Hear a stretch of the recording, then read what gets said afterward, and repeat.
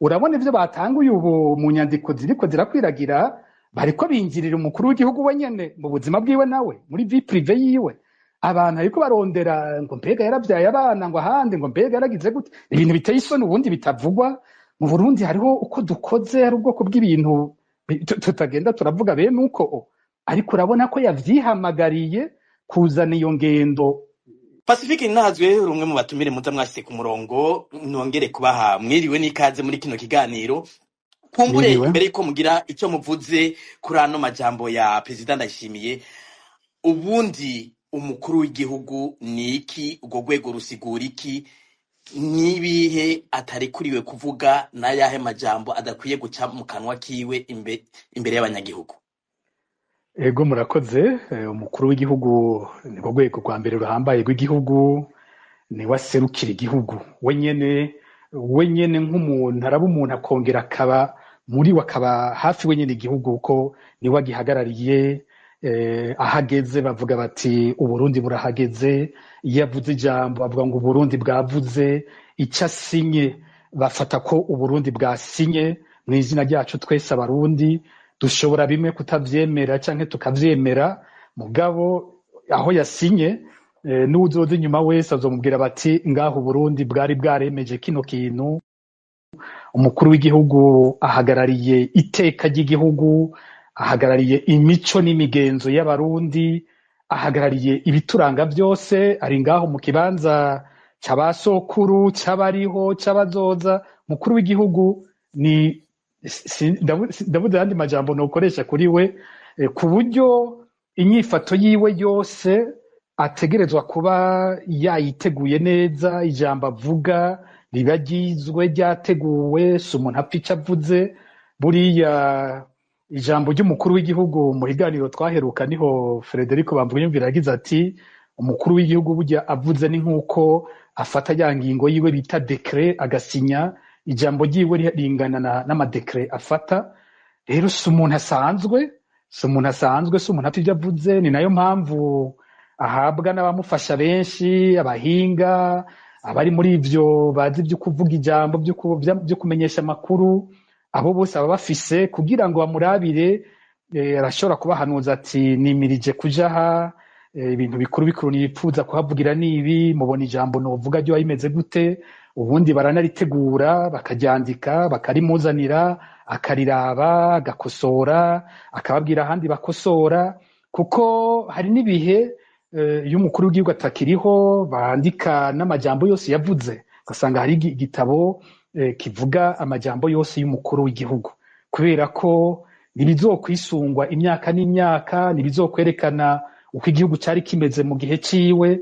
Murumva ko uwo muntu atarekuriwe kuvuga nk'uwo ari we wese, ntarekuriwe kuvuga inkuru yumva mu kabare, ntarekuriwe kuvuga ibihuha, ntarekuriwe kuvuga ibintu bisuritswe n'ishavu gusa. Umukuru w'igihugu avuga ijambo ryitondewe. Mbere turi mu gihugu c'abashingantahe, igihugu c'abashingantahe. Buriya umushingantahe naho atobaye n'umukuru w'igihugu wenyene ntapfa ikintu avuze, serugo mu rugo ntapfa ikintu avuze imbere y'abana. Rero umukuru w'igihugu nawe nk'ukundi uko, si umuntu yapfa kuvuga ibije byose gutyo. Birababaje kumva dufise umukuru w'igihugu avuga amajambo nk'aya. Ego, akabazo nako nyene Irari Nibizi, nimba muriko muranyumva mwugurure mikro, namwe muri umwe mu nararibonye kumbure muzi bitari bike. Pacifique mukanya aravuze ati turi mu gihugu gifise imico n'imigenzo, ati kandi umushinga ntaye ntafa ijya avuze. Uno munsi duhagaze kuri ico cy'umuco, mukumva amajambo ariko arasohoka mu kanwa kuwitwa ko akurira abandi bose mu gihugu, mwebwe muravyakira gute Irari Nibizi? Iyo twumvise, muranyumva? Turabumva neza. Murakoze cyane. Iyo twumvise amajambo nk'arya ava mu kanwa k'umukuru w'igihugu, biradutera ubwoba, bikongera bikadutera amakenga, kuko turibaza ko ashobora kuba yibagiye ikibanza ciwe mu bisanzwe. Ndetse n'umukuru w'igihugu hariho ibintu bizira, hariho ibizira, kuko hagiye umukuru w'igihugu avuze, haba havuze umukuru w'igihugu. harya si Evariste Ndayishimiye aba yavuze umukuru w'igihugu rero atwarira bose aba ariko atwarira ba bandi akunda ba bandi bamukunda aba ariko atwarira bamwe bagoyagoya n'abakomeye hanyuma kandi abo bose agategerezwa kubashira ku murongo kuko bose n'abanyagihugu nabategerezwa gushira ku murongo umwe kugira ngo bashobore kurangura imigambi y'igihugu bari kumwe. Rero amajambo nkarya twe turibaza tuti none nukwiyibagira n'abahanuzi nibo batamufashije gutegura ijambo ryo gushikiriza kuri uwo munsi kuko abagiye gushikiriza amajambo y'igihugu hanyuma umuntu akibaza mbega n'ubwoba canke barashobora kumbura bafise ico boba bapfa n'umuntu. Rero tukagira ubwoba yuko mu kibanza umukuru w'igihugu yategerezwa kuvuga ijambo ry'igihugu tukabona ko umenga hajemwo amarangamutima yiwe atoroshe kwemanga kuko uwoza arabibika umunsi umwe akaronka abantu bamubwira bati heraba ivyo wavuze kumbure yohava asaba avuga ati mumfashe kubikura mu majambo yavuzwe n'umukuru w'igihugu. Twebwe rero biratubabaza biradutera isoni hama kandi tukabona yuko biteye amakenga. Yego kumbure ko Arisi munkundiye sinzi yuko umutumira agira gatatu hari mwoba mwashoboye kumutora ngira ariko araza kuza reka kumbure akabazo imbere yuko muca munyunganira mu tubazo ngaruke kwa Pacifique Nazwe Evariste Ndayishimiye sijya mbere abavuze mu majambo imbere y'abanyagihugu yarabikoze mu Rutana ubu yabisubiye imatongo mbere hari bishasha yazanyemwo byo kuvuga yuko uno musi ivyo mukorera abakoroni ivyo mufise canke amafaranga mutunze yavuze byinshi kuri Fose kumbure muraza kubisigura ariko uno musi kubwanyu ni kubera iki yumvise yuko igihe yavuga mu Rutana yuko abantu babiteye ivyatsi mugabo ntateshwe ahubwo akabandanya agatandukira n'uwundi muntu akanabagarukana. Ego murakoze. Icambere jewe natahuye mu bintu avuga coco novuga ko ari na ciza nuko vyumvikana ko umukuru w'igihugu akurikirana ivyo tuvuga, no kuvuga ko ivyo abaharanya agatakazi na muntu bavuga bari hanze y'u Burundi ababirukanywe mu gihugu batakirekuriwe kuhaba canke abari hagati mu gihugu nubwo bose ivyo bavuga bose aravyumviriza. Ntazokwitwaza umunsi azoba atakiri kuri iyo ntebe bamubaza igituma atishuye ku bibazo twagiye turamubaza, ntazoza kuvuga ngo ntiyabimenye, arerekana neza kwazi ibintu byose bivugwa n'amashyirahamwe yigenga. Ico novuga ko arico conyene ari ciza muri ibi bintu ariko aragira. Hanyuma ikindi kintu nabonye nuko mu kudutuka kenshi abageze mu ntara umuntu avamwo, urabona nka jewe tariki 15 z'ukwicumi igihe agiye kuntuka yabikoreye mu ntara y'ubumanuko yarari hariya mu gice ca Rutana mugabo intara urabona ko buzafatanijwe yitwa ko ariyo ntara mvukamwo. Hanyuma bonaho tariki 5 z'ukwicumi na rimwe agiye muri Butanyerera mu buraruko aca bivuga mu ntara Faustin Ndikumana avukamwo. Naragerageje kwiyumvira ico byo bisigura byarasize, sinzi ko yibaza ko dushigikiwe nabo mu ntara tuvamwo akaba ariko aratwonkora ko sinzi ko ari cyo abagombye kugira. Uzurabe kenshi anabivuze baca berekana buramatari w'iyo ntara, muze musubiremo ry'amavideo aba ariko arabivugamwo. Igihe ariko arabivugira mu Rutana baciye bashira kamera kuri buramatari wa Burunga urya Parfait Mboninyibutse. Hanyuma ubu naho igihe ariko aravuga Faustin akavuga ngo kandi Faustin ava muri intara, baciye bashira kamera kuri buramatari Segasago. Biboneka kumengo sinzi ko ababwiye abo bategetsi bo ngaha ati ncungira bano bantu baducunga gute bamwe tutakiri no mu gihugu. Ico caraniye gutora icyabagombye kugira igituma babigira gutyo mu ntara tuvamwo.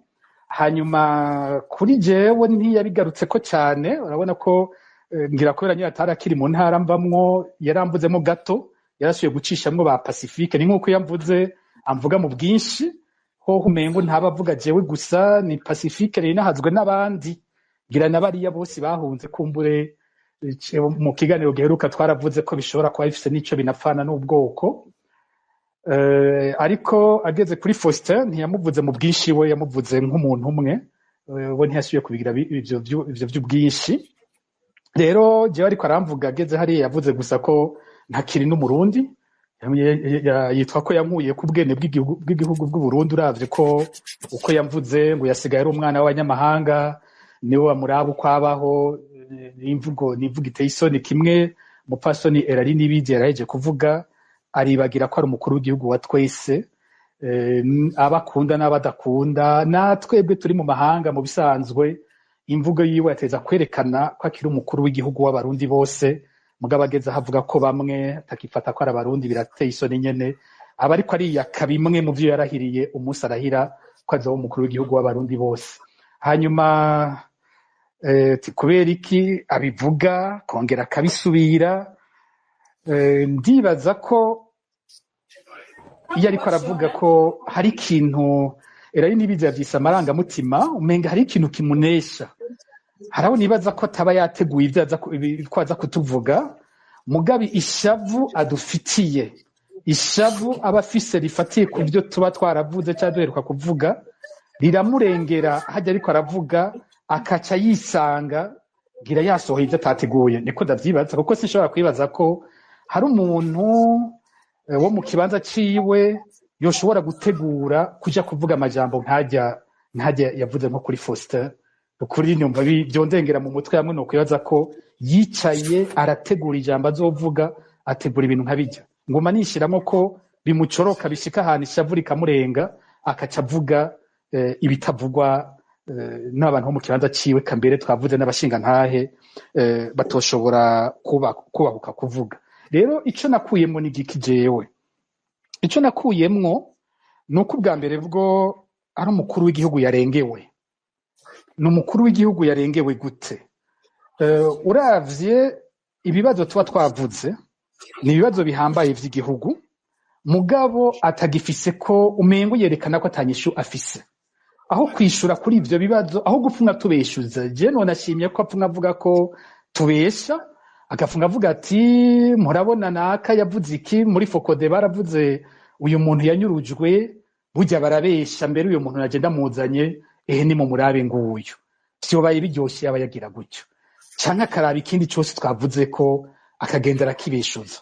Faustin ibibazo yaheruka kuvuga mu vy'ubutunzi ni ibibazo bitomoye neza kandi bihanze ubuzima bw'igihugu, ubona mbere n'abasangiye ubutegetsi na Ndayishimiye bo nyene bariko babisubiramwo muri ico kiringo nyene, ariko aho kuvyishurako, aho kuvuga ati yarabeshya iki, aha iki twe tugikora uku, canke ntiyagitahuye neza twebwe tugeze aha, akacaza kumutuka kujya twavyumvise.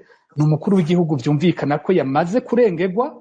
Ibibazo vy'igihugu ubimweretse yumva ko umututse, yumva ko ari we nyene warondeye nk'umuntu we nyene Ndayishimiye, niyo utanamuvuza izina yumva ari buvuze, ku buryo niho mbona ni uyu mukuru w'igihugu yarengewe.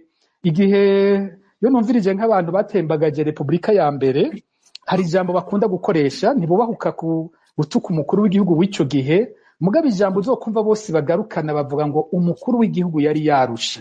Iyo bariko baravuga Perezida Micombero igihe bamukuye, bavuga ngo umukuru w'igihugu yari yarushe. Je nibaza ko aho Evariste Ndayishimiye ageze, abo basangiye gutwara nabo bari kumwe bo biraba neza kukuntu ariko aravuga n'ivyo umukuru w'igihugu yarushe, ntakigira inyishu, umubwiye ibibazo ararengerwa akacatukana. Ikindi kinyereka ko uyu mukuru w'igihugu atorohewe nuko uko ariko arabikora ari, urabona ivyo batanguye ubu mu nyandiko ziriko zirakwiragira, bariko binjirira umukuru w'igihugu we nyene mu buzima bwiwe, nawe muri vie prive yiwe. Abantu ariko barondera ngo mbega yaravyaye abana, ngo ahandi ngo mbega yaragize gute, ibintu biteye isoni ubundi bitavugwa. Mu Burundi hariho uko dukoze, hari ubwoko bw'ibintu tutagenda turavuga bene uko, ariko urabona ko yavyihamagariye kuzana iyo ngendo. Pacifique Ninahazwe rumwe mu batumire muza mwashyize ku murongo, nongere kubaha mwiriwe n'ikaze muri kino kiganiro. kumbure imbere yuko mugira icyo muvuze kuri ano majambo ya Perezida Ndayishimiye, ubundi umukuru w'igihugu ni iki, urwo rwego rusigura iki, nibihe atarekuriwe kuvuga, n'ayahe majambo adakwiye guca mu kanwa kiwe imbere y'abanyagihugu? Ego murakoze. Umukuru w'igihugu nirwo rwego rwa mbere ruhambaye rw'igihugu, ni waserukira igihugu wenyene nk'umuntu, araba umuntu akongera akaba muri we, akaba hafi wenyene igihugu, kuko niwe agihagarariye. Ahageze bavuga bati Uburundi burahageze. Iyo avuze ijambo bavuga ngo Uburundi bwavuze. Icyo asinye bafata ko Uburundi bwasinye mu izina ryacu twese abarundi. Dushobora bimwe kutavyemera canke tukavyemera, mugabo aho yasinye n'uwuzoza inyuma wese azomubwira bati ngaho Uburundi bwari bwaremeje kino kintu. Umukuru w'igihugu ahagarariye iteka ry'igihugu, ahagarariye imico n'imigenzo y'abarundi, ahagarariye ibituranga byose. Ari ngaho mu kibanza cy'abasokuru, cy'abariho, cy'abazoza. Umukuru w'igihugu ni ndavuze ayandi majambo nokoresha kuri we, ku buryo inyifato yiwe yose ategerezwa kuba yayiteguye neza. Ijambo avuga riba ryizwe, ryateguwe, si umuntu apfa icyo avuze. Buriya ijambo ry'umukuru w'igihugu mu biganiro twaheruka, niho Frederico Bamvugiyumvira yagize ati umukuru w'igihugu burya avuze ni nk'uko afata ya ngingo yiwe bita dekre agasinya. Ijambo ryiwe ringana n'amadekre afata. Rero si umuntu asanzwe, si umuntu apfa ibyo avuze. Ni nayo mpamvu ahabwa n'abamufasha benshi, abahinga, abari muri ivyo bazi ibyo kuvuga ijambo, byo kumenyesha amakuru. Abo bose baba bafise kugira ngo bamurabire. Arashobora kubahanuza ati nimirije kuja aha, ibintu bikuru nipfuza kuhavugira nibi, mubona ijambo novuga ryo bimeze gute. Ubundi baranaritegura bakaryandika, bakarimuzanira, akariraba, agakosora, akababwira ahandi bakosora. Kuko hari n'ibihe iyo umukuru w'igihugu atakiriho bandika n'amajambo yose yavuze, ugasanga hari igitabo kivuga amajambo yose y'umukuru w'igihugu, kubera ko ntibizokwisungwa imyaka n'imyaka, ntibizokwerekana uko igihugu cyari kimeze mu gihe ciwe. Murumva ko uwo muntu atarekuriwe kuvuga nk'uwo ari we wese. Ntarekuriwe kuvuga inkuru yumva mu kabare, ntarekuriwe kuvuga ibihuha, ntarekuriwe kuvuga ibintu bisuritswe n'ishavu gusa. Umukuru w'igihugu avuga ijambo ryitondewe. Mbere turi mu gihugu c'abashingantahe. Igihugu c'abashingantahe buriya umushingantahe naho atobaye n'umukuru w'igihugu wenyene ntapfa ikintu avuze. Serugo mu rugo ntapfa ikintu avuze imbere y'abana. Rero umukuru w'igihugu nawe nk'ukundi uko, si umuntu yapfa kuvuga ibije byose gutyo. Birababaje kumva dufise umukuru w'igihugu avuga amajambo nk'aya. Ego, akabazo nako nyene erari nibizi nimba muri ko muranyumva mwugurure mikro, namwe muri umwe mu nararibonye kumbure muzi bitari bike. Pacifique Mukanya aravuze ati turi mu gihugu gifise imico n'imigenzo, ati kandi umushinga ntafa ijya avuze. Uno munsi duhagaze kuri icyo cy'umuco, mukumva amajambo ariko arasohoka mu kanwa kuwitwa ko akurira abandi bose mu gihugu, mwebwe muravyakira gute erari nibizi? Iyo twumvise, muranyumva? Turabumva neza. Murakoze. Urabona ivyo batanguye ubu mu nyandiko ziriko zirakwiragira, bariko binjirira umukuru w'igihugu wenyene mu buzima bwiwe, nawe muri vie prive yiwe. Abantu ariko barondera ngo mbega yaravyaye abana, ngo ahandi ngo mbega yaragize gute. Ibintu biteye isoni ubundi bitavugwa. Mu Burundi hariho uko dukoze, hari ubwoko bw'ibintu tutagenda turavuga bene uko, ariko urabona ko yavyihamagariye kuzana iyo ngendo. Pacifique Ntazwe, rumwe mu batumire muza mwashyize ku murongo, nongere kubaha mwiriwe n'ikaze muri kino kiganiro. Kumbure imbere yuko mugira icyo muvuze kuri ano majambo ya Perezida Ndayishimiye, ubundi umukuru w'igihugu ni iki, urwo rwego rusigura iki, nibihe atarekuriwe kuvuga, n'ayahe majambo adakwiye guca mu kanwa kiwe imbere y'abanyagihugu?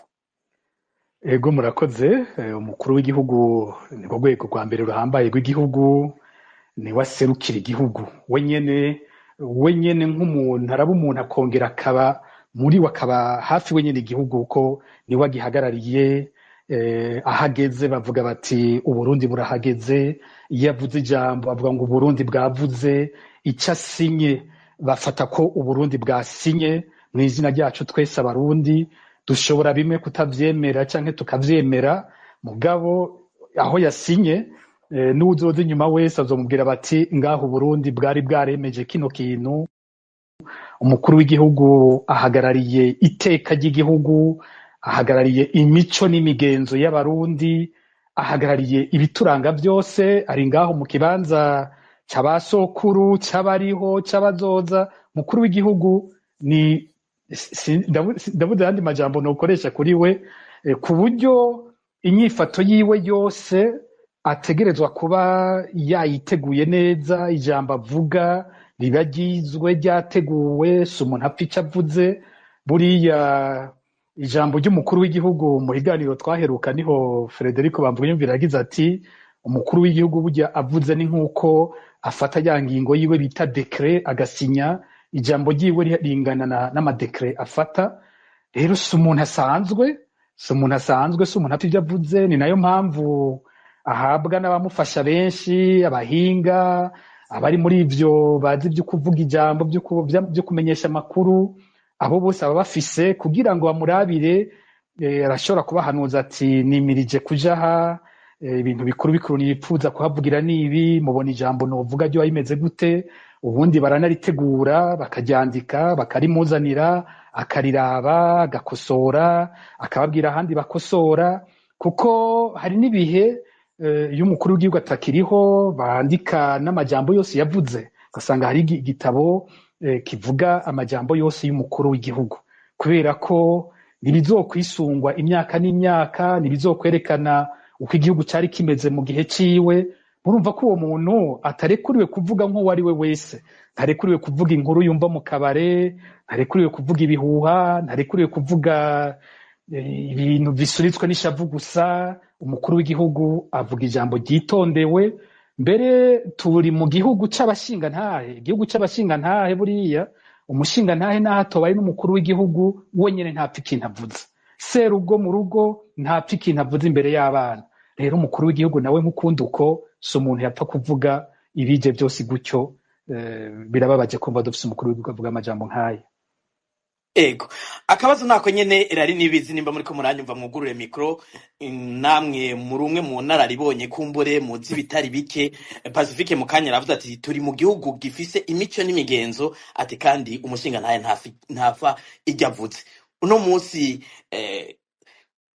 duhagaze kuri icyo cy'umuco, mukumva amajambo ariko arasohoka mu kanwa kuwitwa ko akurira abandi bose mu gihugu, mwebwe muravyakira gute erari nibizi? Iyo twumvise, muranyumva? Turabumva neza. Murakoze cyane. Iyo twumvise amajambo nkarya ava mu kanwa k'umukuru w'igihugu, biradutera ubwoba, bikongera bikadutera amakenga, kuko turibaza ko ashobora kuba yibagiye ikibanza ciwe. Mu bisanzwe ndetse